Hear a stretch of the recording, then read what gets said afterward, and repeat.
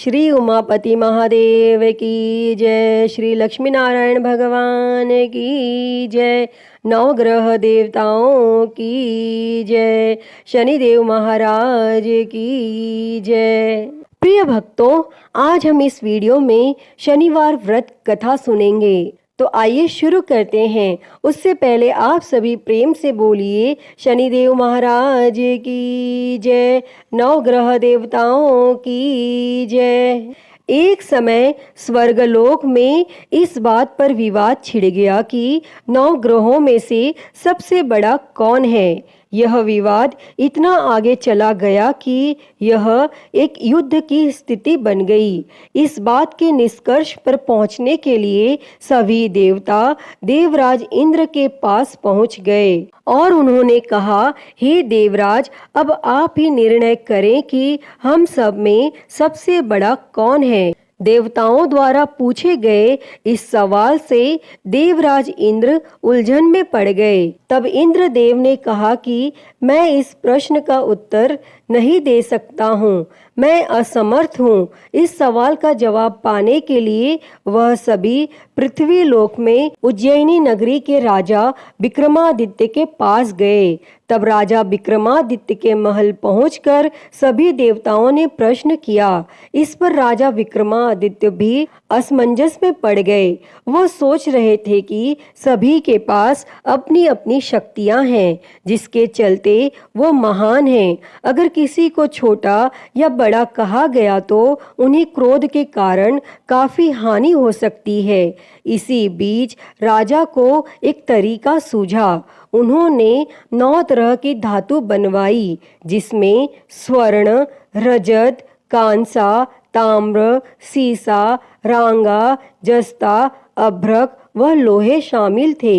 तब राजा ने सभी धातुओं को एक एक आसन के पीछे रख दिया और इसके बाद उन्होंने सभी देवताओं को सिंहासन पर बैठने के लिए कहा। तब धातुओं के गुणों के अनुसार सभी आसनों को एक दूसरे के पीछे रखवा कर उन्होंने देवताओं को अपने अपने सिंहासन पर बैठने को कहा। और जब सभी देवताओं ने अपना अपना आसन ग्रहण कर लिया, तब राजा विक्रमादित्य ने कहा, इस बात का निर्णय हो चुका है। जो सबसे पहले सिंहासन पर बैठा है वही बड़ा है। यह देखकर शनि देवता बहुत नाराज हुए। उन्होंने कहा, राजा विक्रमादित्य, यह मेरा अपमान है। तुमने मुझे सबसे पीछे बिठाया है। मैं तुम्हारा विनाश कर दूंगा। तुम मेरी शक्तियों को नहीं जानते हो। तब शनि देव ने कहा, एक राशि पर सूर्य 1 महीने, चंद्रमा 2.25 महीने, मंगल 1.5 महीने, बुध और शुक्र 1 महीने, बृहस्पति 13 महीने रहते हैं, लेकिन मैं किसी भी राशि पर 7.5 वर्ष रहता हूँ। मैंने अपने प्रकोप से बड़े बड़े देवताओं को पीड़ित किया है। वो मेरा ही प्रकोप था कि भगवान राम को वन में जाकर रहना पड़ा था, क्योंकि उन पर 7.5 थी और रावण की मृत्यु भी इसी कारण हुई। अब तू भी मेरे प्रकोप से नहीं बच पाएगा। और शनि देव ने बेहद क्रोध में वहां से विदा ली और वहीं बाकी देवता खुशी खुशी वहां से चले गए। इसके बाद सब कुछ सामान्य ही चलता रहा। राजा विक्रमादित्य पहले की ही तरह न्याय करते रहे। दिन ऐसे ही बीतते रहे, लेकिन शनि देव अपना अपमान नहीं भूले।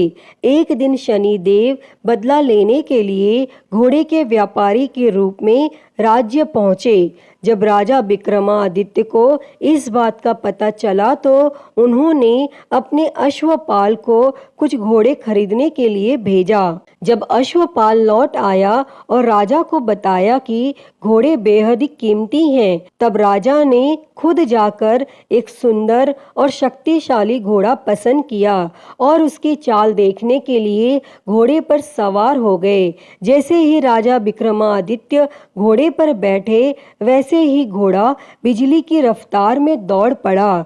घोड़ा राजा को एक जंगल ले गया और वहां जाकर राजा को नीचे गिरा दिया और फिर कहीं वह गायब हो गया। तब राज्य का रास्ता ढूंढने के लिए राजा जंगल में भटकने लगा, लेकिन उसे कोई रास्ता नहीं मिला। और कुछ समय बाद उसे एक चरवाहा मिला और भूख प्यास से परेशान उस राजा ने चरवाहे से पानी मांगा।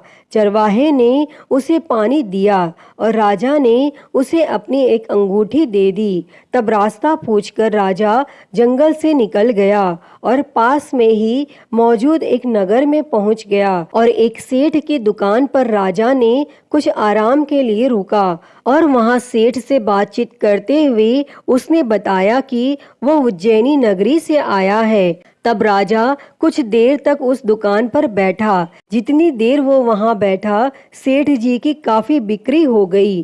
तब सेठ ने खुद को बहुत भाग्यवान समझा और सेठ ने राजा को अपने घर खाने पर आमंत्रित किया। और सेठ के घर में एक खूंटी पर सोने का हार लटका था और उसी कमरे में वह राजा को छोड़कर चला गया। और कुछ समय बाद खूंटी उस सोने के हार को निगल गई। तब सेठ ने विक्रमादित्य से वापस आकर पूछा कि उसका हार कहाँ है। तब राजा ने उसे हार गायब होने की बात बताई। इस पर सेठ ने क्रोधित होकर चोरी करने के अपराध में विक्रमादित्य के हाथ पांव काटने का आदेश दे दिया। तब राजा विक्रमादित्य के हाथ पांव काटकर उसे नगर की सड़क पर छोड़ दिया गया। फिर कुछ समय बाद विक्रमादित्य को एक तेली अपने साथ ले गया। तेली ने उसे अपने कोल्हू पर बैठा दिया।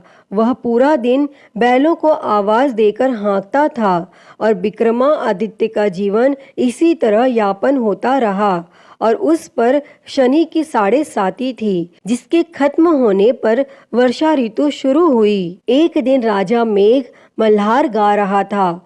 उसी समय उस नगर के राजा की बेटी राजकुमारी मोहिनी ने उसकी आवाज सुनी। उसे आवाज बेहद पसंद आई। मोहिनी ने अपनी दासी को भेजकर गाने वाले को बुलाने को कहा। और जब दासी लौटी तो उसने अपंग राजा के बारे में मोहिनी को सब बताया।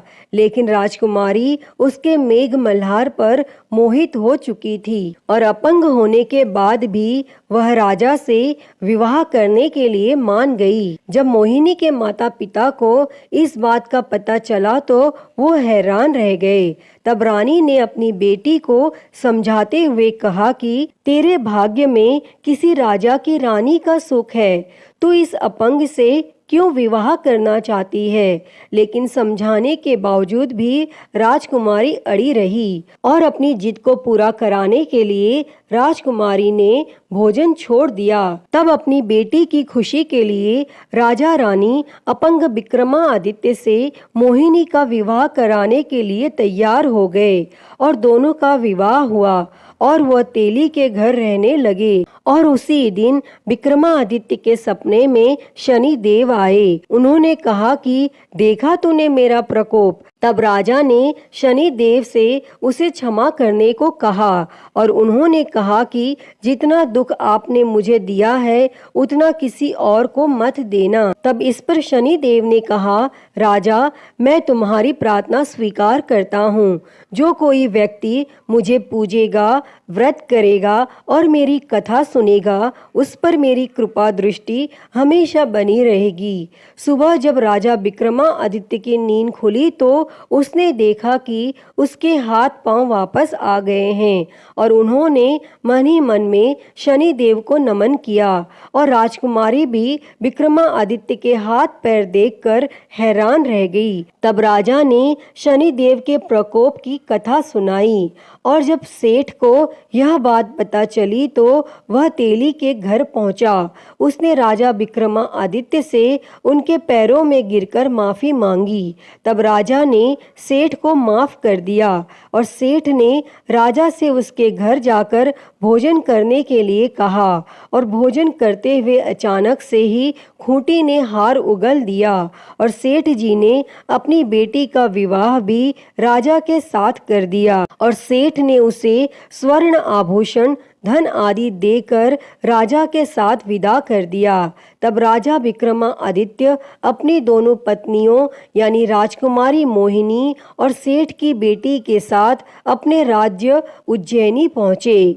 सभी ने उनका स्वागत किया। इसके बाद राजा विक्रमादित्य ने पूरे राज्य में घोषणा करते हुए कहा कि आज से शनि देव सब देवों में सर्वश्रेष्ठ माने जाएंगे और साथ ही शनि देव का व्रत करें और व्रत कथा जरूर सुनें। यह देखकर शनि देव बहुत खुश हुए। व्रत करने और व्रत कथा सुनने से शनि देव की कृपा रहने लगी और लोग आनंद पूर्वक रहने लगे। अतः हे शनि देव जी, जैसी कृपा आपने राजा विक्रमादित्य पर की, वैसी ही कृपा इस कथा को कहते, सुनते और हुंकारा भरते पर करना। तो बोलिए शनि महाराज की जय, नवग्रह देवताओं की जय। प्रिय भक्तों, तो मैं उम्मीद करती हूँ कि आपको यह कथा पसंद आई होगी और अगर वीडियो अच्छी लगी हो तो इसे लाइक करें, ज़्यादा से ज़्यादा शेयर करें और कमेंट में शनिदेव की जय लिखना ना भूलें और हरिहर भक्ति चैनल को सब्सक्राइब कर नोटिफिकेशन बेल को ज़रूर ऑन कर लें। हर हर महादेव। धन्यवाद।